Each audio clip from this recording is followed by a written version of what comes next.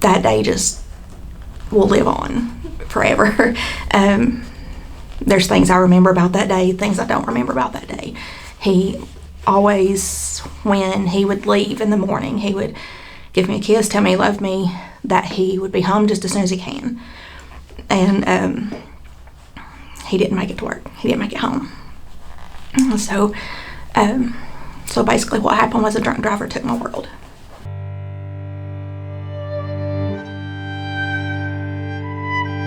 Chris was absolutely amazing. He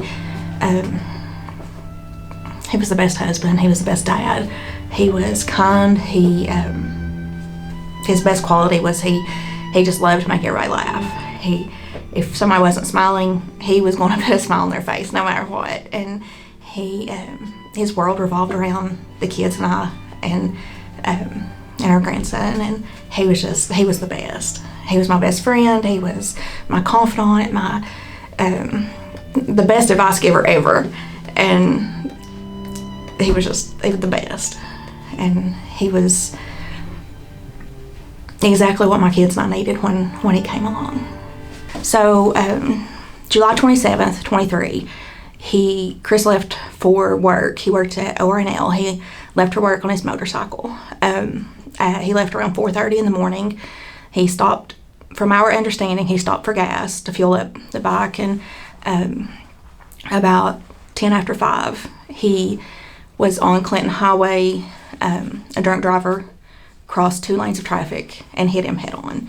We did find out he was gone on impact. He was gone before he left his bike, which was,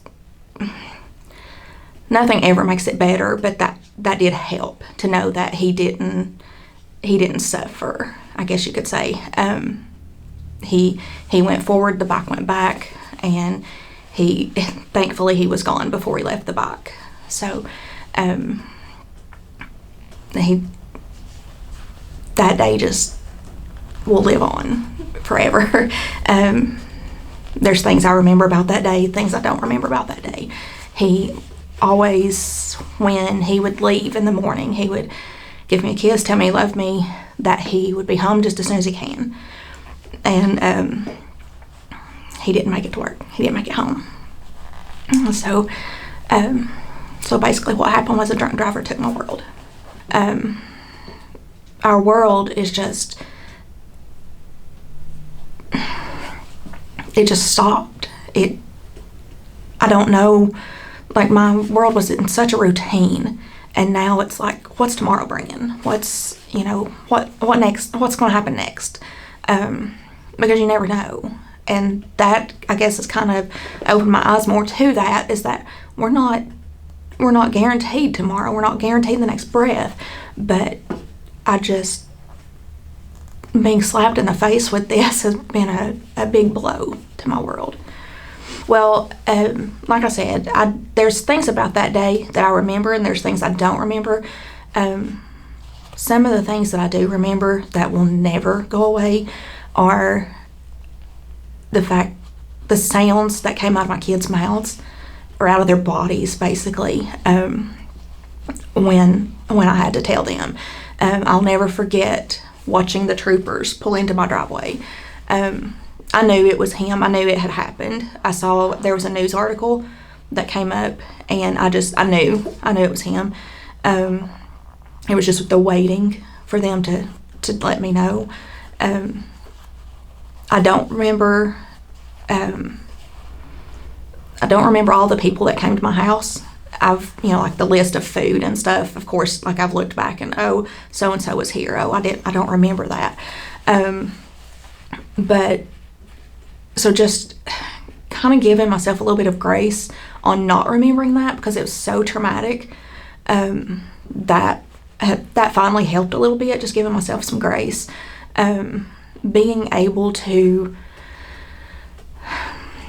breathe and not worry so much about what everybody else was thinking, leaning on my faith. I'll be 100% honest. I completely stepped away from God for those first few months. I I screamed at him. I screamed at Chris, the girl that took him from us. I mean, I have yelled and screamed more in this last 8 months than I have probably my entire life, especially at God. And knowing that somebody told me once that he's a big boy and he can take our anger, and actually understanding that really helped. And leaning on Psalms 34 about that he's with the brokenhearted, that's kind of been my anthem throughout this whole thing. And finally just kind of jumping back in there and realizing that it's okay to not be okay, but at the same time it's okay to be okay. That's helped a lot. And leaning on my circle, you think when stuff happens, you think you've got this really, really little bitty circle, but you realize you've got this huge circle of people that are there, and people will come out of the woodworks to help you out, and letting them help is something that it's hard to let people help, but it's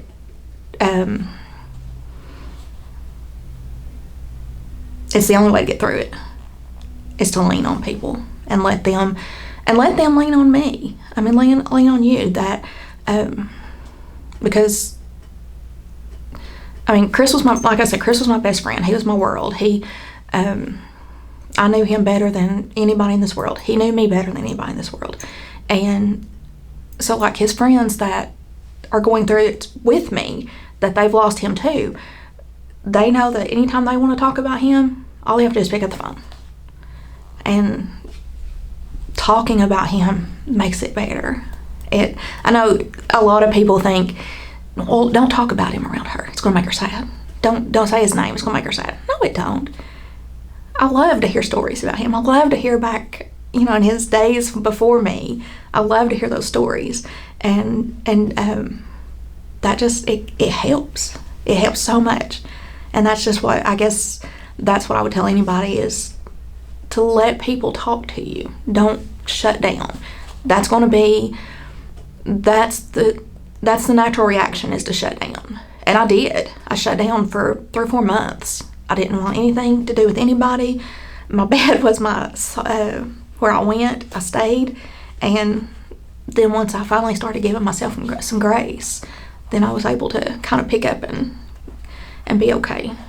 I'm in a widows group, and I asked some of them that question, if you could tell anybody something, and that was a lot of the answers was, feel the emotions. Don't hide the emotions, because they're going to work their way out. And it's going to be harder if you're fighting that emotion than if you just let it come naturally. Coming naturally is it's what we were made for. We were made to have emotion.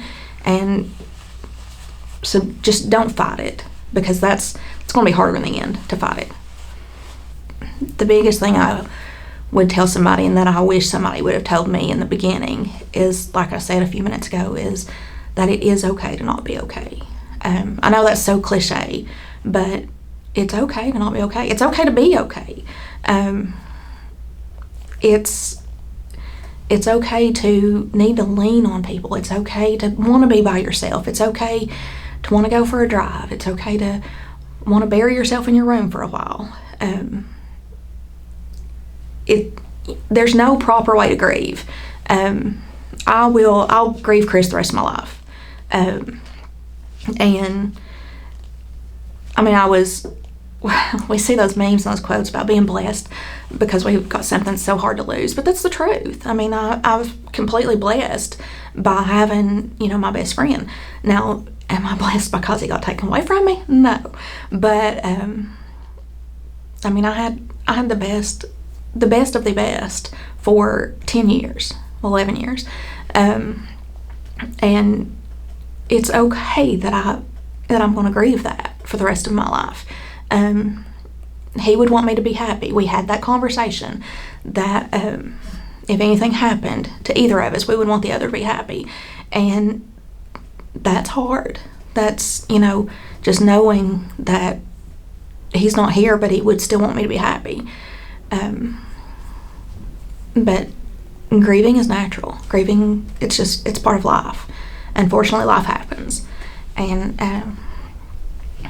if somebody's going through it, picking up the phone and calling somebody, calling your best friend, call me. I mean, I'm not that hard to find. And it's just talking and not hiding in yourself, I guess, is probably the best thing I think somebody could do. I want to make him proud. I mean, that's just something that from day one that I have said that I want to make him proud. How I'm doing that is just by keeping going. And Chris was always, my health, my physical, my mental, my spiritual health was always very important to him. And so just doing, like daily self-care things and physical self-care things and just things to make him proud. That's how I'm going to keep going. That's how I plan to work through this, to keep going.